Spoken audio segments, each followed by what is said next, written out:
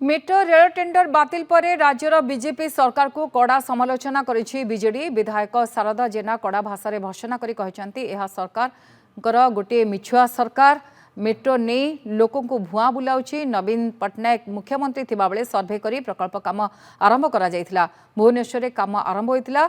निजस्व अर्थरे ओडिशा रे मेट्रो होइथांता हेले सरकार बदली गला। बीजेपी मेट्रो नहीं मिछ कहला ओडिशावासी को। नवीन बाबू भुवनेश्वर मेट्रो प्रकल्प पाई टंका बराद करते सर्वे कार्यक्रम सारी कार्य आरंभ करते। बीजेपी सरकार आइला परे उक्त प्रकल्प कार्य को बंद करदेले एवं कहिले जे केंद्र सहायता रे आमे मेट्रो प्रकल्प कार्यकारी करिबु। दुखर विषय जे गत काली केंद्र मंत्री घोषणा करिसंती पार्लियामेंट रे कहिसंती जे ओडिशा रे मेट्रो प्रकल्प कार्यकारी होबार प्रस्ताव नाही। तेणु इथुरु बीजेपी सरकार मिछ धरा पड़ जाउची, लोकों को भुआ बुलिया धरा पड़ जाउची।